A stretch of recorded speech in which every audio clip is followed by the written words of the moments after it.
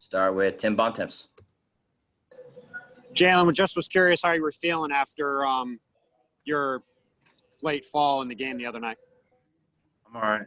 I had a day yesterday to rest. I'm doing all right. Keith Smith. Jaylen, after seeing so much zone defense from Toronto, and now Miami plays more zone than just about anybody, do you think that helps going into that series, having seen so much in the previous series? It could. We'll see. Time will tell. But, I think Toronto did a good job of throwing a lot of different things at us, and hopefully that prepared us, for Miami. But, it's hard. It's tough to tell. Different teams, different matchups. I'm looking forward to it, but we'll see. Question in person, Gary Washburn. We haven't talked to you since the Celtics announced they're donating $25 million over 10 years and forming the committees. What part did you play in that? What do you think about that, and how do you think that will help? I think it's a great step. That's a great, monetary commitment. I'm more looking forward to the lifestyle and momentum to be, continued over time. I think just having the right balance of long-term and short-term change. A lot of times the response is, change happens over time. It takes this amount of years. I think there's some things in our wheelhouse that can be changed right now. And a part of that is just, pushing some things forward. One thing I would like to see in Boston is the George Floyd bill. The George Floyd bill enacted. Having conversations about, police, qualified immunity, and things like that. Some things just need to be held accountable.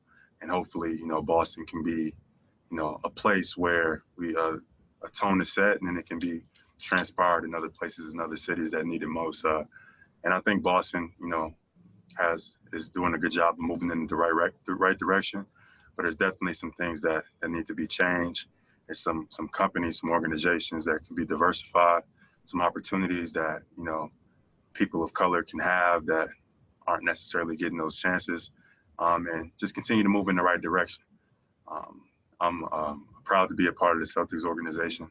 I'm proud to have an ownership group or a leadership group that's, willing to take these steps because they recognize that we need to live in a better, more forward progressing world. And I'm happy that they asked my input as a 23-year-old, coming from, disadvantaged communities and having a certain perspective, being here in Boston, growing up in Atlanta and going to school in California, Berkeley. So I'm just happy that the mindsets are shifting, and hopefully we can continue this and make this a long-term commitment as well as a short-term one. Abby Chin. Jaylen, I'm going off to the side as well. One of the videos that went viral a couple of weeks ago was you helping Taco learn to swim. I'm just wondering how that's going, and just how you guys continue to entertain yourselves in the bubble. First, I would say, being able to spend time with Taco and Ennis, those are probably the two guys I've spent the most time with here.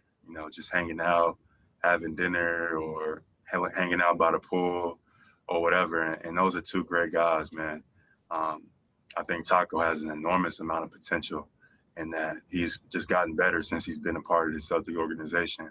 And I'm looking forward to his growth. And I just think Ennis is just, a first-class, human being, like what he stands for and the energy that he has pertaining to his goals and his values and what he's willing to sacrifice is second to none. So those guys are great, so just the swimming lessons I guess are examples of, of just parts of our friendship just being displayed. But, Taco, I'm not sure if he had the two best teachers teaching him how to swim, but, we take it one day at a time. We see where we get. Jared Weiss. Jaylen, you just had a huge series guarding Pascal Siakam on the block a lot of the time, and you guarded Bam Adebayo a lot in that last game in the regular season. So how did guarding Siakam, how will that help you if you end up guarding Adebayo in the series? I'm not sure. That's a different team, different players, different skill sets. And, and I'm looking forward to that. I tip my hat to Siakam. I think he's a really good player. I think that, he had a tremendous year. We were able to edge past Toronto, but Miami's totally different. So, being versatile is something that I've always prided myself on. And it's something that's probably the reason why, I think we're so good as a team because we're so versatile. So being able to guard multiple guys, as well as guys like Siakam or Bam or Jimmy, whoever, it's going to take a group team effort to do so. John Corrales. Jaylen, the NBA players had their protests before your series with Toronto and decided to play. Are you satisfied with how the social justice messaging has gone since that decision to restart playing? In the NBA, you're saying, or in the world? Sorry, for you specifically, for the players, do you feel like your message is getting out in a satisfactory manner since that decision to start playing again? In the NBA. So I would say I think the NBA has done a lot.